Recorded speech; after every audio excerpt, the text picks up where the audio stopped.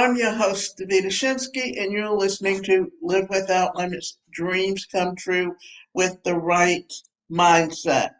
And today, the presentation is titled, What Doesn't Kill You Makes You Stronger. 4 Ways to Build Resilience. The phrase, what doesn't kill you makes you stronger, which now is cliche, was a saying used by a German philosopher and originally read out of Life School of War. What does not kill you makes you stronger. Friedrich Nietzsche, Twilight of the Idol in 1888.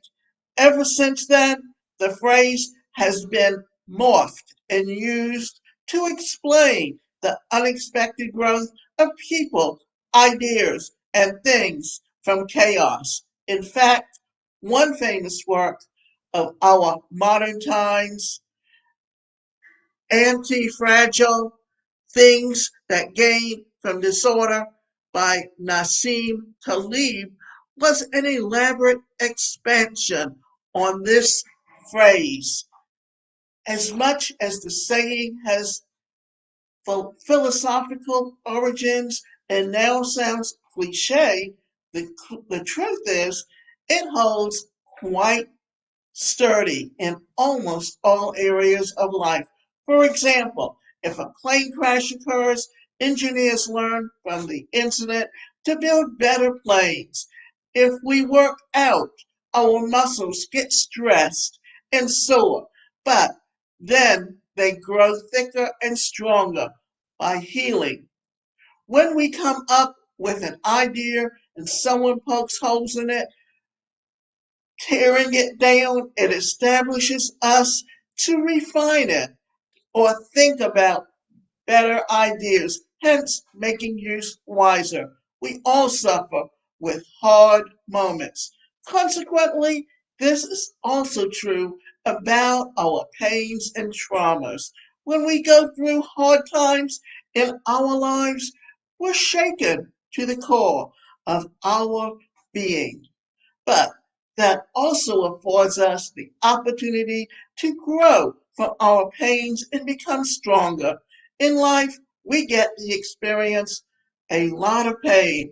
Sometimes it is as trivial as losing a pen, which causes us to be more cautious. Other times it can be more serious, like losing a job, which pushes us to start our dream business or get a better job. Now, I'm going to stop there for a minute because I can tell you this much. My background is psychology and mental health. And while what I did was because I was in that field and I wanted to get on with the state, I got and had to apply for and was on their merit system application and for certain jobs. And when I got called in for interviews, usually the person that was the first on the list got the job. And the first 6 months is usually the probationary period. And at the end of that probationary period, my supervisor came to me and said, that either I needed to resign or I was going to be fired. Now, I went on and resigned with the idea that I would get back on the list and get another job. And it was something that I would have planned anyway, and something that everyone who had held that position prior to me had done simply because she was not the easiest person to work with and not the nicest person. She happened to have gotten her job because she just happened to be running the center at the time, and the laws had begun to change, and that center became part of the state. And because she felt threatened because she did not have the degree or the experience to hold that particular position, she never held on to anyone very long. Now, my goal at the time was to get back on with the state and work with the state to build up some financial security so that when I went out on my own, it would be easier. But I couldn't find that opportunity. So when I looked at my education, I decided to go on and start my own business. Initially, I looked at multi-level marketing and different products, but then I realized those were not anything that I was really interested in. And then I found something that really fit in with my background and my training and experience, and I became a distributor with Performax and Personal Dynamics. Performax was the assessment profile.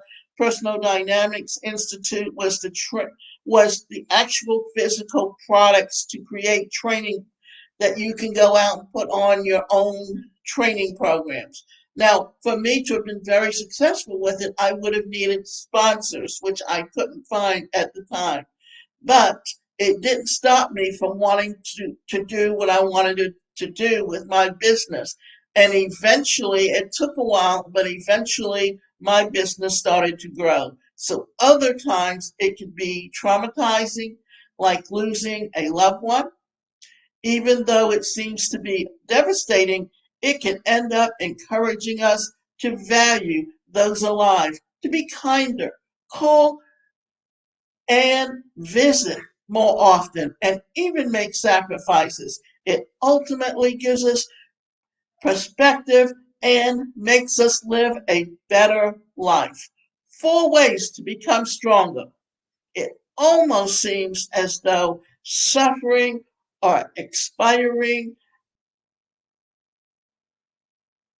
a traumatic event was the key to a better life, or rather, what we're going to say here, and we're going to go back and say it again so it sounds a little bit better. So it almost seems as though suffering or expiring a traumatic event was the key to a better life, but it isn't. In fact, a traumatic event can actually be devastating. As much as the quote points out that if it doesn't kill you, it makes you stronger.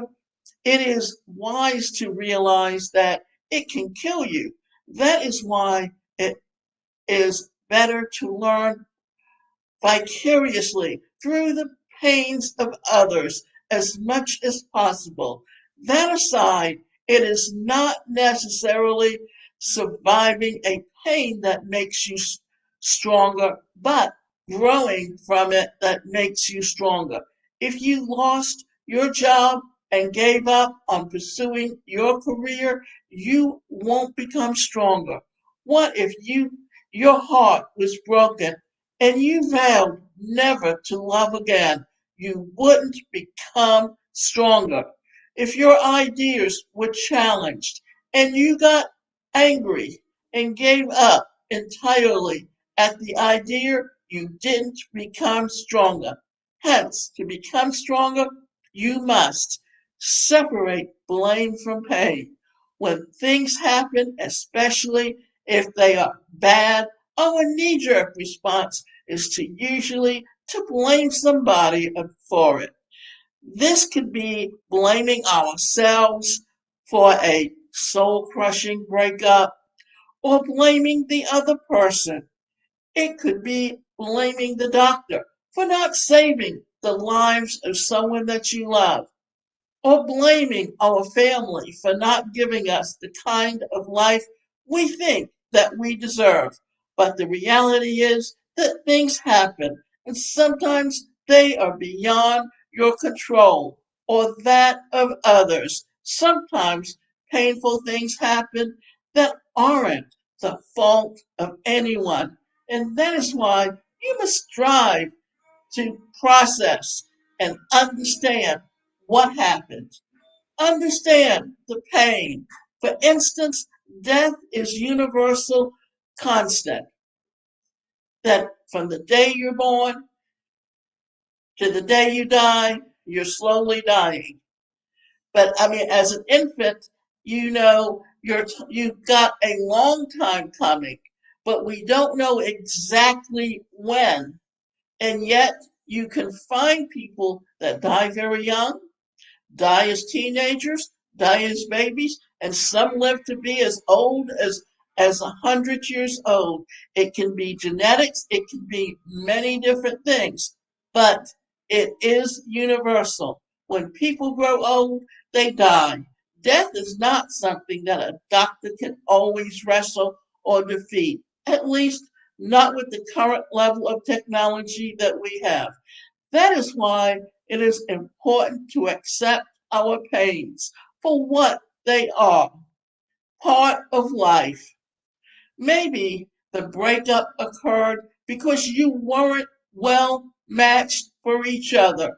Or maybe the timing wasn't just right. Maybe the company really needed to fire some workers to avoid going underwater. It is very important to zoom out, leave, or rather,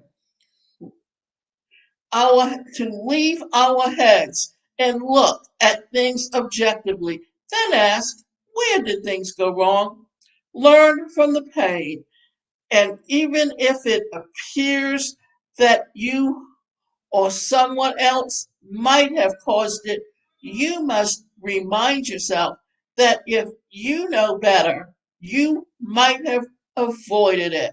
If you knew better, you wouldn't have gotten into terrible relationship.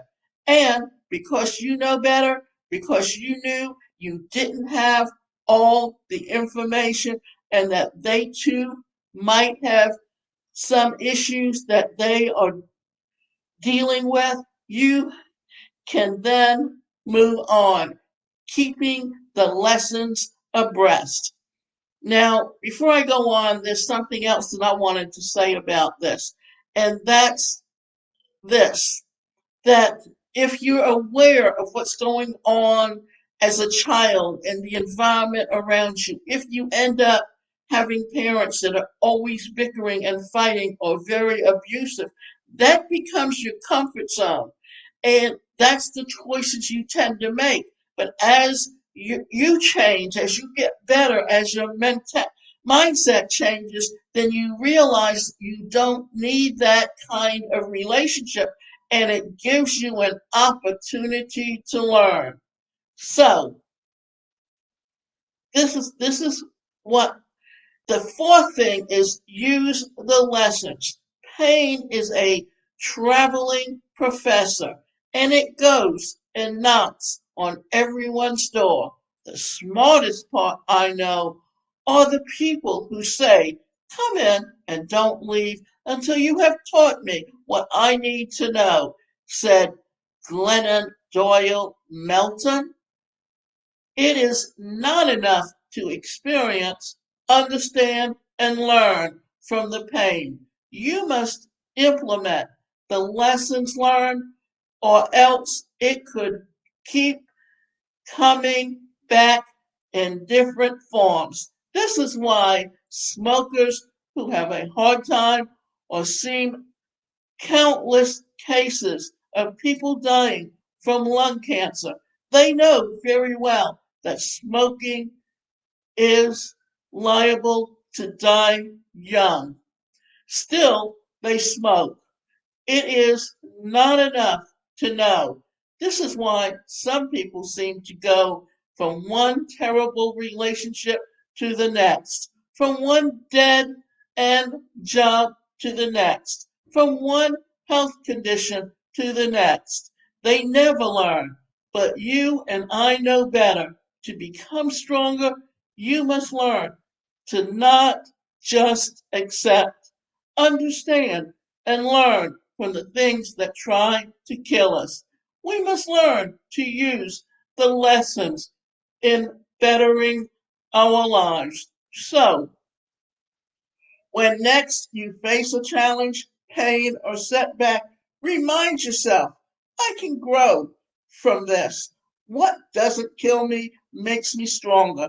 And as long as I grow from it. Now, one of the things that I would like to also let you know about is this, that I am currently running a 5-day challenge called Change Your Thoughts, Transform Your Life.